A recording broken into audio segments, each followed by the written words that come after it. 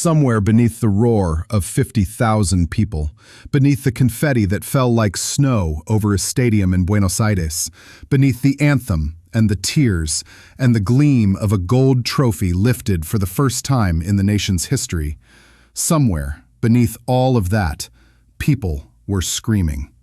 Not with joy, and they could hear the crowd above them. That is not a metaphor. That is a documented fact from the testimony of survivors. And it is the central horror of the 1978 FIFA World Cup, one of the most politically weaponized sporting events in modern history, hosted by a military regime that had seized power 2 years earlier and was, at the precise moment of Argentina's greatest footballing triumph, engaged in the systematic disappearance of its own citizens. This is the story of what happened in Argentina in June of 1978. What was sold to the world, what the world chose to buy, and what was buried, sometimes literally, beneath the celebration. The version you know, if you know any version at all, is a golden one. Argentina, a footballing nation that had never won the World Cup, despite producing some of the finest players on the planet, finally claiming its prize on home soil. A tournament bathed in South American passion, the ticker tape, the thunderous stadiums, the electric atmosphere that only Buenos Aires at its most fevered can produce. And at the center of it all, one man with the ball at his feet, Mario Kempes, the striker who had been playing in Spain, called back to lead his country to glory, scoring 6 goals across the tournament, including 2 in the final against the Netherlands. A nation united. A continent celebrating. Footage of him sprinting, shirt untucked, arms wide, the stadium detonating around him. It is genuinely one of the most electrifying images in the sport's history. That is the story in the highlight reels. The archives tell a different one. To understand Argentina in 1978, you need to understand what Argentina was in 1976. On the 24th of March of that year, the armed forces of Argentina overthrew the elected government. It was not the country's first coup, and no one watching from the outside believed it would be its last. What made this one different, what made it historically distinct from the military takeovers that had periodically disrupted Latin American politics throughout the 20th century, was the scale and the systematic nature of what followed. The generals who took power, and the admirals and the colonels who sat with them, did not simply lock up their opponents. They made them disappear. The word they used, desaparecidos, translates directly, the disappeared. People were taken, often in the middle of the night, from their homes, from the street, from their workplaces. They were taken to a network of clandestine detention centers, secret prisons in plain language, where they were interrogated under torture and, in the great majority of cases, never seen again. The estimates of how many people were taken in this way range across tens of thousands. Amnesty International was documenting this before the World Cup began. Human rights organizations from across the world were raising alarms. The international press had published credible accounts. None of this was hidden. It simply was not the story most people wanted to read before a football tournament. The Junta, the council of military leaders running Argentina, understood something that modern political consultants could study for years. They understood that nothing resets the narrative like a national celebration. And they had inherited, by sheer accident of history, a World Cup. Argentina had been awarded the tournament years earlier, long before the coup. The junta did not plan the event. They simply decided to use it. They created a body called EAM78, Ente Autárquico Mundial, the Autonomous World Cup Entity, and placed it under military control. An admiral named Carlos Lacoste became its driving force. The budget, by any standard, was staggering. Some estimates place the total cost at several times the original projection, in a country whose economy was already buckling. New stadiums were built, roads were paved, television infrastructure was installed specifically to broadcast the matches internationally. Buenos Aires was, in the weeks before the tournament, quite literally cleaned up. Neighborhoods that didn't photograph well were cleared. The product being packaged and sold to the world was not just a football tournament. It was a functioning, orderly, modern Argentina, capable of hosting the world's biggest event, a country its government's brutalities had not destabilized. And here is where the geography becomes unbearable. The stadium where Argentina played its home matches, the Monumental in the River Plate district of Buenos Aires, was a cathedral of football, one of the grandest in South America. Approximately 5 kilometers from that stadium, measured in a straight line, sat a building called the ESMA, the Navy School of Mechanics in English. During the years surrounding the 1978 World Cup, it was one of the most active clandestine detention centers in the country. Estimates based on survivor testimony and later investigations suggest that more than 5,000 people passed through that building. The survival rate was extremely low. What happened inside those walls during working hours, the documentation of which emerged painstakingly over subsequent decades through court cases, truth commissions, and the testimony of the few who got out, that documentation is, to read, simply unreadable. But some of those survivors said something specific about the nights of the World Cup.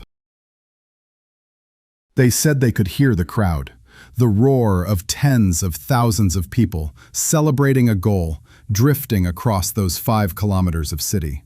They heard Argentina score. They heard the country celebrating. And they were in chains. The regime understood the optics with surgical precision. State media, all of it under military control, broadcast not just the football, but the meaning of the football. Victory was framed as the emergence of a new Argentina. Videla, the general who was the nominal head of the Junta, appeared in the stadium box. He shook hands with the FIFA president. He presented the trophy. Photographs circulated internationally of a man in military dress greeting players, smiling, presiding over a moment of national joy. For the viewers abroad who knew very little about Argentina's internal politics, and that was most of them, the message was straightforward. This is a normal country. This is a successful government. This is a team the world is here to celebrate. What the world was actually celebrating, if you follow the document trail, was one of the most coordinated image laundering operations in sports history. And then came Peru. The structure of that tournament placed Argentina in a final group stage where their destiny depended not just on winning, but on winning by a specific margin. Brazil had played their final match first, and Argentina, going in knowing exactly what they needed, required a victory over Peru by a margin of 4 goals to advance past Brazil to the final. A margin of 4 goals. In international football, against a competent team, that is not simply a win you arrange. That is a demolition. What happened on the field that night was a 6-0 victory for Argentina. Peru, a team that had reached the second round and was far from a weak side, conceded 6 times in a single match. The Peruvian goalkeeper was a man born in Argentina. Questions began circulating almost immediately. Not in the Buenos Aires press, which was under military oversight, but in European newspapers and among journalists who covered the tournament with a degree of skepticism from the start. The questions were about what, if anything, had been promised or delivered to Peru, to the Peruvian Football Federation, or to individuals, in exchange for a result that handed Argentina exactly the margin they needed. Years later, a Peruvian Senate commission examined the question. Allegations emerged involving grain shipments, frozen financial credits, and other arrangements between governments.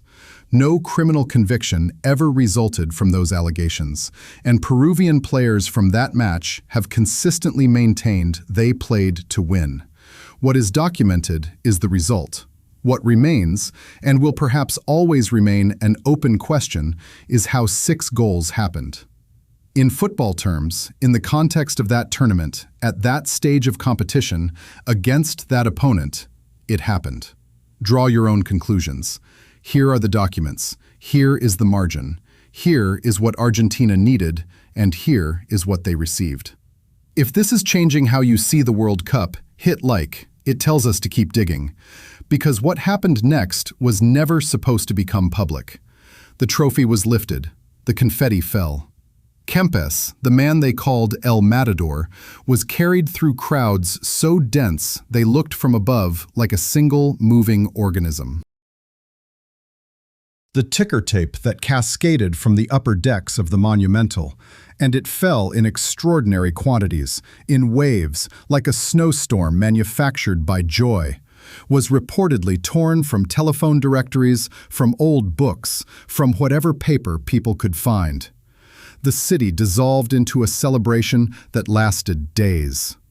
And Videla stood in the winner's photograph and smiled, and the cameras of the world transmitted that image to every country that had followed the tournament, and the implicit message landed exactly where it was aimed.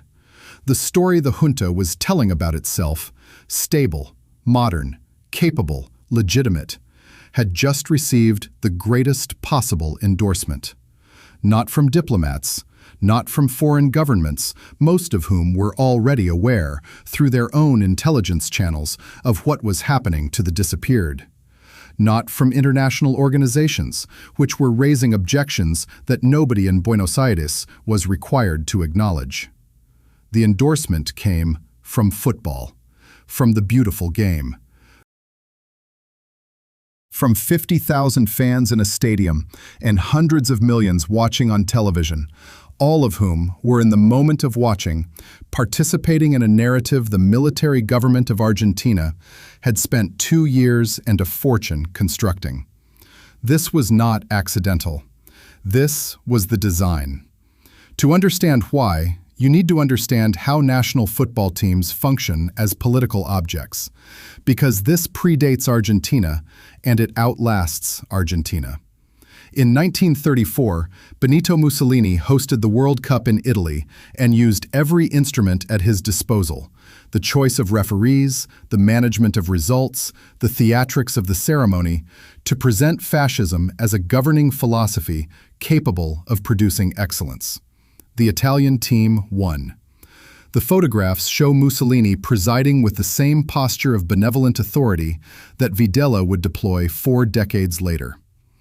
In 1936, the Berlin Olympics, not football, but the same mechanism, became a showcase for a regime that was already, at that point, enacting its earliest anti-Jewish legislation. Leni Riefenstahl's camera did for Hitler what the World Cup broadcast did for Videla. It translated state violence into the grammar of sporting triumph. The pattern holds because the logic holds. A nation's football team is, uniquely among political symbols, one that citizens choose to emotionally inhabit. You don't love a national anthem by choice. You don't adopt a flag through personal identification. But you feel the national team in your chest. You suffer with them and you soar with them. And in that moment of soaring, the government that happens to occupy the same country as the team receives, by proximity, a share of the emotion. The generals who planned Argentina's World Cup understood this. They had probably never read a textbook about propaganda. They didn't need to. They could feel it.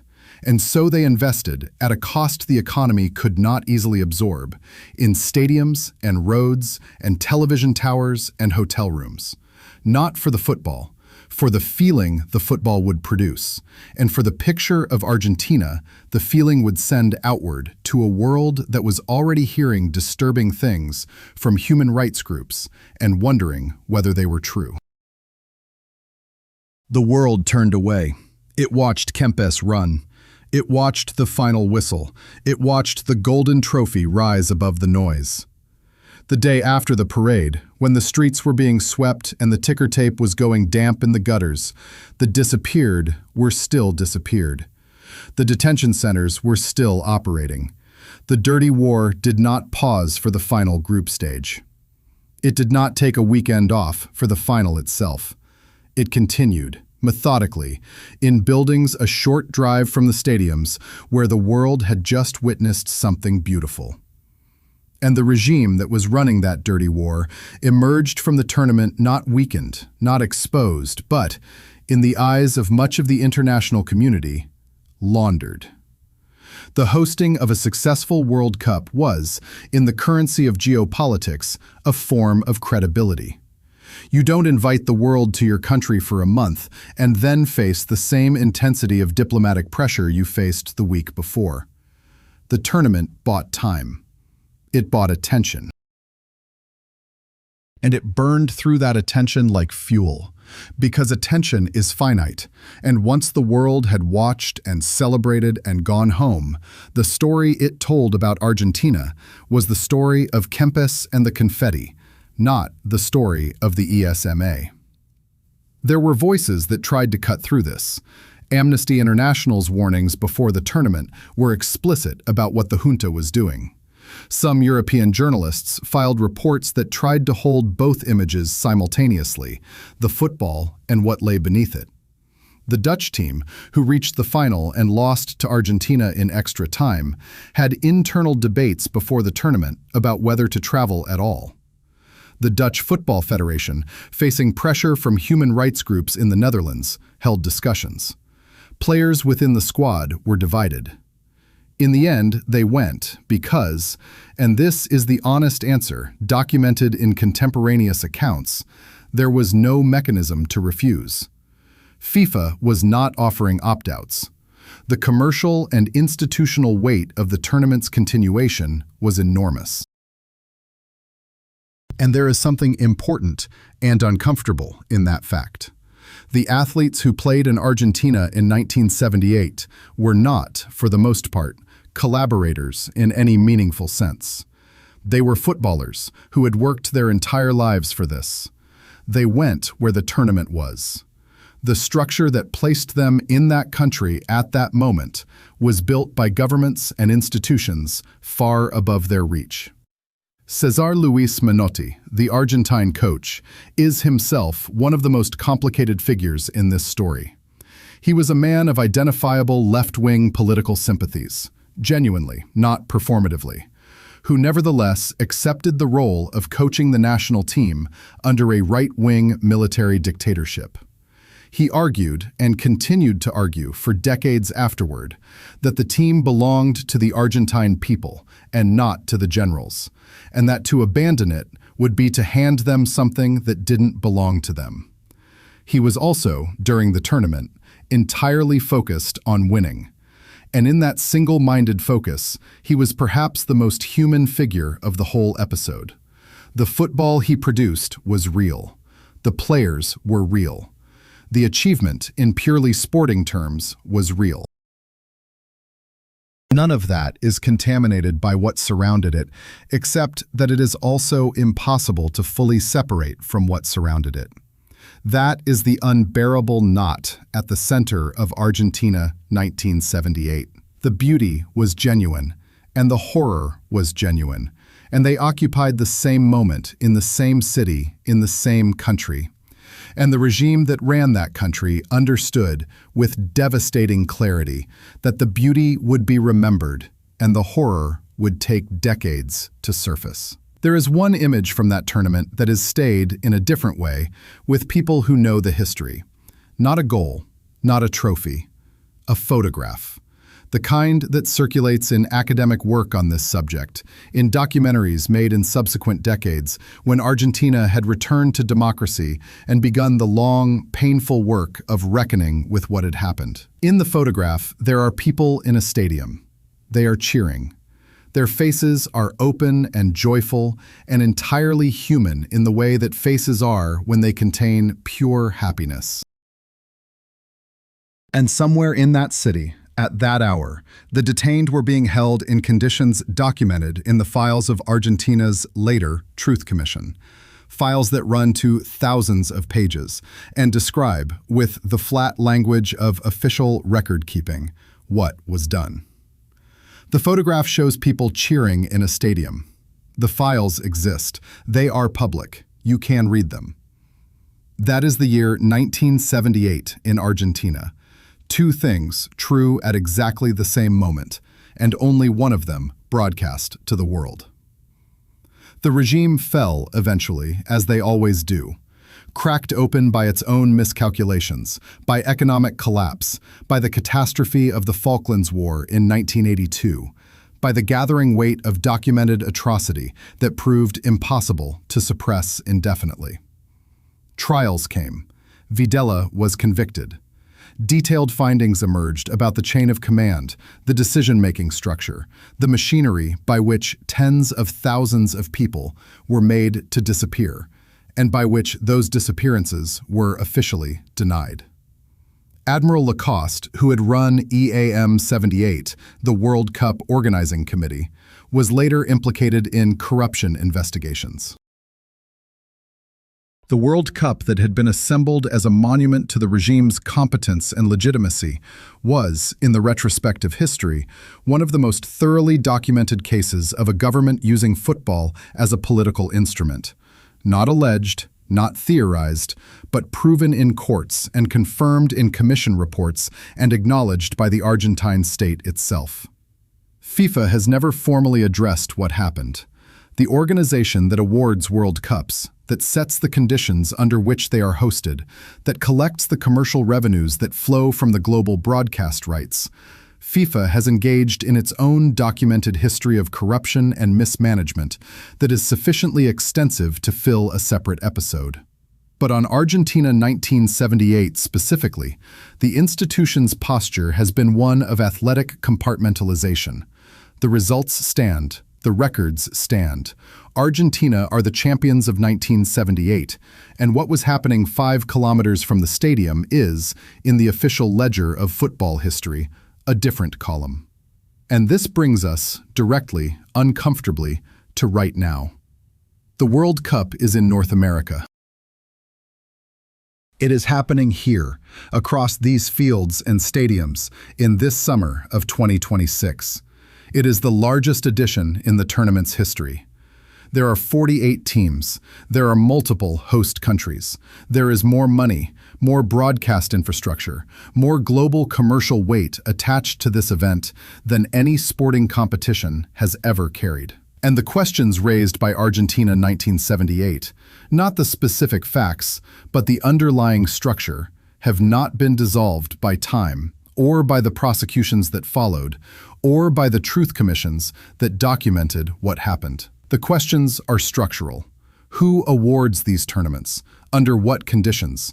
With what scrutiny of the governing frameworks of the host countries? What does it mean for a government to host the world's biggest sporting event? What story does the hosting tell, and what does it obscure? What does the price of a ticket, or a broadcast rights deal, or a jersey sold in a stadium shop actually fund? Not just in the obvious sense, but in the political economy of legitimacy that a successful hosting confers.